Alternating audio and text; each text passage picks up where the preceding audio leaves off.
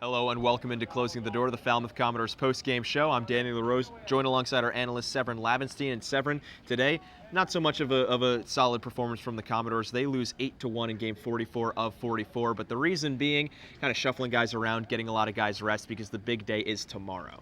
Yeah, not really much to see here, Danny. I mean, you've got guys out of position a little bit. You've got some new pitchers that we haven't seen before. Really just kind of throwing things out there, seeing what's really going to happen when you have all these different guys in different positions. And I really think it's not going to matter much when you get down to crunch time tomorrow. The Dores lose back-to-back games for the first time in a long time, as they had an 11-game winning streak riding along last week. That was good enough to lock them up first place in the Western Division, as now they look ahead towards Bourne, coming off of this 8-1 loss. Do you think that there's going to be any kind of maybe hangover from these last couple of games before they set in tomorrow? No, not really, Danny. I mean, we've talked to some of the players, and they really think that it's going to be all right. You talked to Jackson the other day, and he said, when he was with Wareham, it was really they lost and then immediately picked it right back up. Right. So I don't think there's going to be any hangover. I think Coach Trundy's pretty confident, so are the players, so not expecting it. Well, speaking of Coach Trundy, our own Katie Florio got to catch up with the head coach after this ball game. Katie. Thanks, guys. And Coach, not the best outcome tonight, but bigger things to focus on tomorrow. What is the overall mood heading into playoffs? I think the guys are ready for it.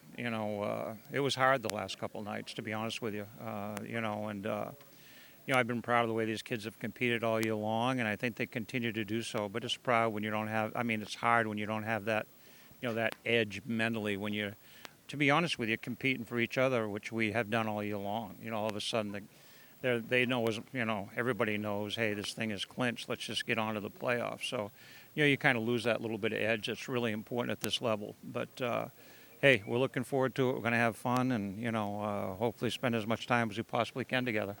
Regardless of what happens next week, now that a full season is in the books, what are you most proud of with this team?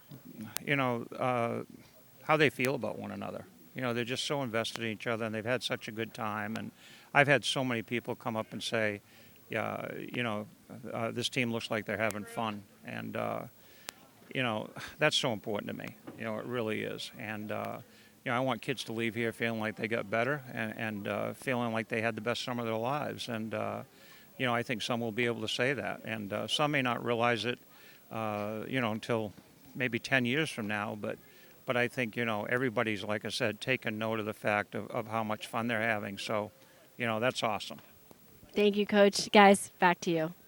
Thank you, Katie. As now we look a little bit more at the nitty-gritty of the ball game. It was pretty much all Wareham from the get-go. They tacked on 3 runs in the first inning off of a home run from Adrian Del Castillo. The starter for Falmouth, Kenny House, in his very first day activated as a Dore, didn't get the outing that he wanted, but again, you kind of look ahead towards tomorrow because this lineup wasn't really what it's supposed to be. Yeah, I think what you've seen over the last couple of days is the word I would sort of go to is comfortable, because I think it's been a little uncomfortable for some of the pitchers and for the batters. You've heard a lot of sort of surprise over the kind of pitchers that have been thrown out. Even if we go back a couple games towards Go To It, you're just seeing a little bit of different speeds, different pitches from some position players. That has just kind of thrown some guys off. And then again, with the pitchers just not seeming totally comfortable out there. But again, like we said earlier, I don't think it really matters much. Falmouth was able to tack on 1 run late in the ball game off of a sacrifice fly, but they end up with only 3 hits compared to Wareham's 11. Again, this was a game that featured the Gatemen in full force. They won 8-1. They are the second place team. They'll be taking on those Katuitt Kettleers tomorrow. Meanwhile, the Falmouth Commodores in first place will be taking on the Bourne Braves tomorrow night, 6 p.m.